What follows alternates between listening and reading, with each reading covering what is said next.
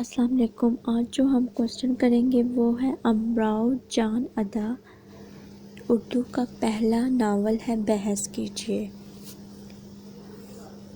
یہ بہت سے پاس پیپر میں آ چکا ہے امراؤ جان ادا ناول، اس بارے میں آج ہم پڑھیں گے۔ امراؤ جان ادا محمد ہادی رسوا کی تصنیف ہے۔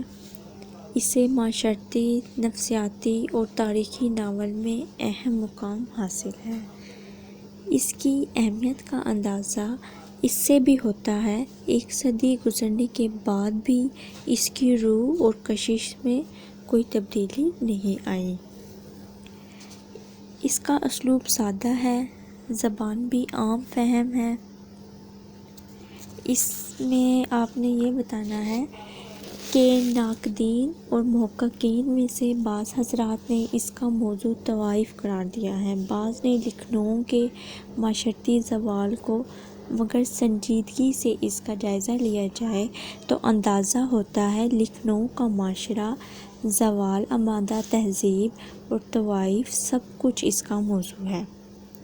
اس ناول کی سب سے اہم کردار اور ہیروئن امیرن ہے، جو فیض آباد کے ایک جمیندار کی لڑکی ہے۔ اس کے پڑوس میں ایک دلاور خان نامی شخص رہتا ہے۔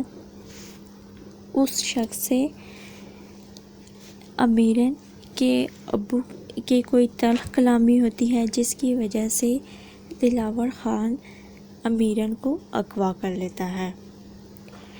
اغوا کر کے اسے بیچتا ہے اور جس کے ہاتھوں بیچتا ہے وہ اسے موسیقی، شعر و شاعری اور دیگر چیزوں کی تعلیم دلاتی ہے، اور اس کے بعد امراؤ جان ادا اسے بنا دیا۔ جلد ہی روسا نوابزادے دیگر عیش و عشرت کے دلدادہ حضرات انہیں کوٹے پر آنے لگے۔ امراؤ جان مجرے وغیرہ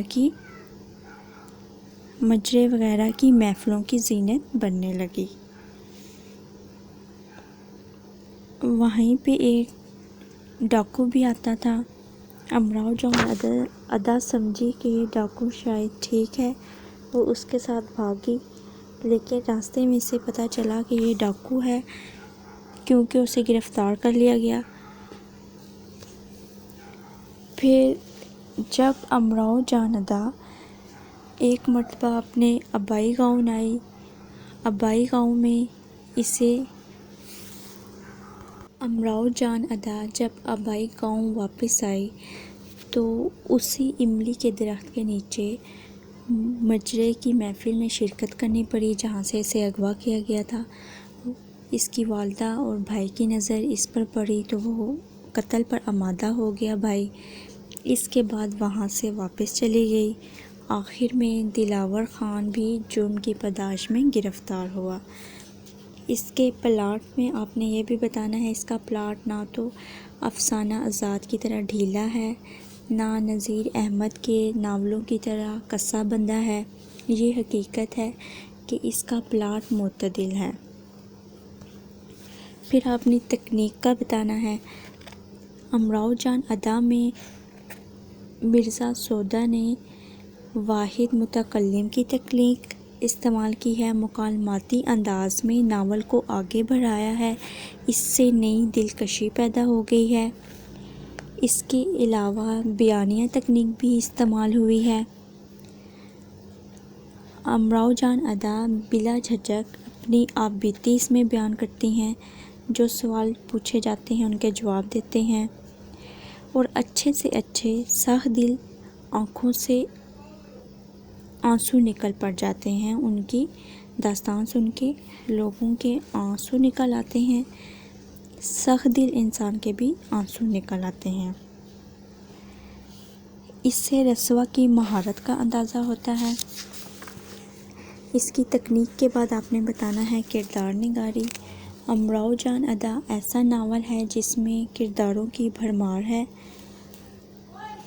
قدم قدم پر نئے کرداروں سے واسطہ پڑتا ہے، مگر کمال ہے کہ کردار مضبوط ہیں، تمام کے تمام کردار فطری، انہوں نے ہر کردار کو بہت ہی اچھے طریقے سے بیان کیا ہے۔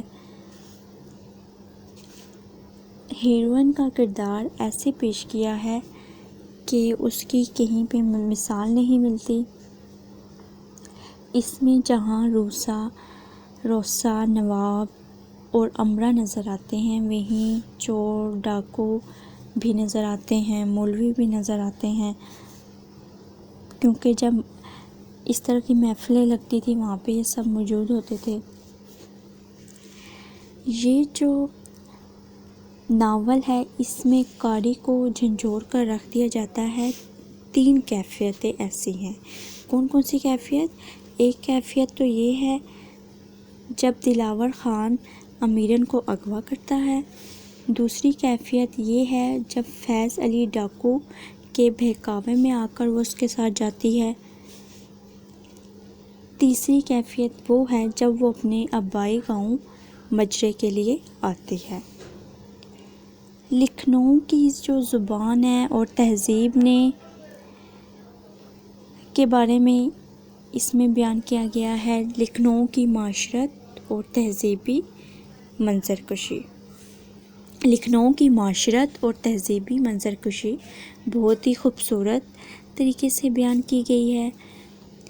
لوگوں کی حالت بتائی گئی ہے، طوائف کے بارے میں اس میں بتایا گیا ہے، گانے بجانے کی محفلوں کے بارے میں بتایا گیا ہے، لوگ مزار میں کس طرح چادر چڑھاتے ہیں یہ سب بتایا گیا ہے۔ شروع سے آخر تک جستجو کی کیفیت اس میں برقرار رہتی ہے۔ اور اس ناول میں آپ نے یہ بتانا ہے، امراؤ جان ادا مرزا سودا کے شاہکار ناولوں میں سے ہے۔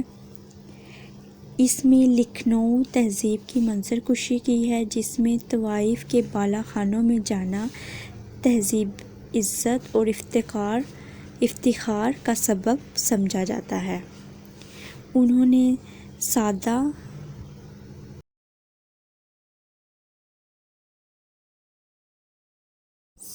زبان، مکالماتی اسلوب اپنا کر فنکاری کا عمدہ ثبوت پیش کیا ہے۔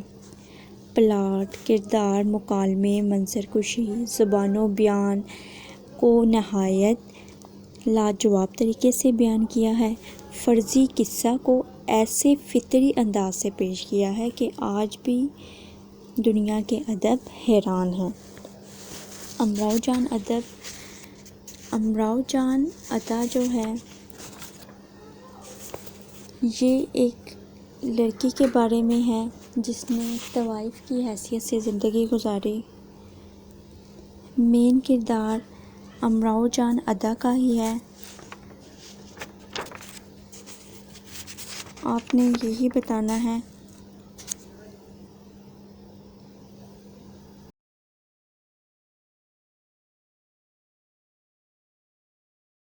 اس ناول سے اخلاقی پیغام ملتا ہے۔ مرزا سودا زوال آمدہ تہذیب کی منظرکشی کر کے قوم کو بیدار کرنا چاہتے ہیں۔